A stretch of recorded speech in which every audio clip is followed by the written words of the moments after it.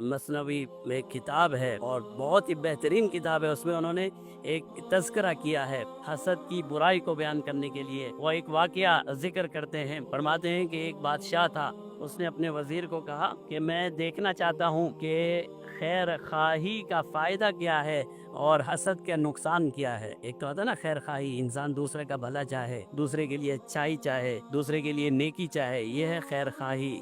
دوسرے کی تکلیف میں تکلیف محسوس کرے، ہمدردی محسوس کرے، یہ ہے خیر خواہی۔ الدین النصیحہ، دین خیر خواہی کا نام ہے۔ کسی کی تکلیف میں خوش ہونا یہ دین نہیں ہے۔ فرمایا ایک آدمی ایسا لے آؤ جو خیر خواہ ہو، دوسروں کا اچھائی چاہتا ہو، اور ایک ایسا آدمی لے آؤ جس کے دل میں حسد ہو، تاکہ میں دیکھنا چاہتا ہوں کہ دونوں کے سوچ اور زاویے میں کیا فرق ہے۔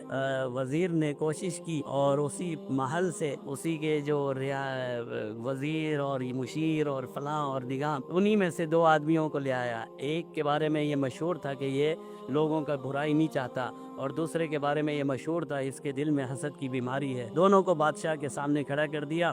بادشاہ نے کہا کہ بھائی تم دونوں کو اس لیے بلایا گیا ہے کہ تم میں سے ایک شخص جو مانگے گا اسے وہ ملے گا، لیکن اس کے بھائی کو اس سے ڈبل ملے گا۔ جو آدمی جو مانگے گا، تم میں سے ایک مانگے، جو بھی وہ مانگے اس کو تو میں دوں گا ہی دوں گا، لیکن یہ جو دوسرا کھڑا ہے اس کو میں اس کا ڈبل دوں گا، دگنا دوں گا۔ اب جو انسان خیر خواہ تھا، وہ اس نے خیر خواہی کی وجہ سے یہ سوچا کہ یار پتہ نہیں میرے بھائی کی کیا ضرورت ہے، میرے بھائی کو کیا چیز چاہیے، میں تو نہیں جانتا نا اس کے دل میں کیا ہے۔ اس نے کہا یار میری زندگی تو جیسے تیسے گزر رہی ہے، میں اپنی کوئی ضرورت مانگوں گا، بادشاہ مجھے تو دے گا، اسے بھی وہی چیز دے گا، پتہ نہیں اس کو اس کی ضرورت ہے نہیں ہے، اس کے کام کی ہے نہیں ہے، تو میں اپنے آپ کو پیچھے کر لیتا ہوں اور بادشاہ کو کہتا ہوں اس سے پوچھئے یہ کیا چاہتا ہے، جو وہ مانگے گا مجھے بھی مل جائے گی، میں بھی صبر شکر سے وہی چیز لے لوں گا۔ اب یہ دیکھ سوچ اور فکر کتنی زیادہ فکر بدل جاتی ہے جب انسان دوسرے کی خیر خواہی چاہتا ہے، جب انسان کے دل میں ایمان ہوتا ہے پھر اس کی سوچ کیسے بدل جاتی ہے۔ اس نے کہا یار میں تو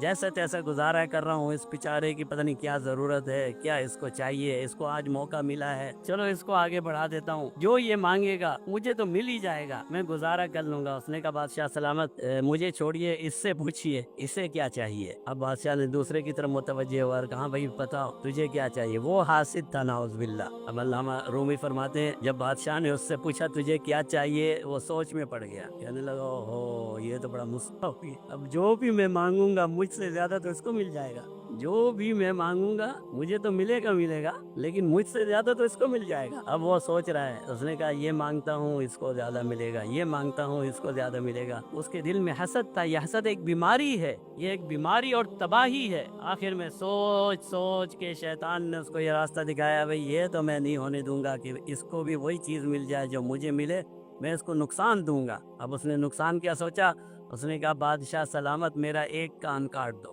بادشاہ سلامت میرا ایک کان کاٹ دیجئے، لیکن اپنا وعدہ ضرور پورا کرنا، میرا ایک کاٹنا اس کے دونوں کاٹنا، میرا ایک کان کاٹ دے اس کے دونوں کان کاٹ دیں۔ یہ ہے حاسد، وہ کسی کی خوشی میں خوش نہیں ہو سکتا۔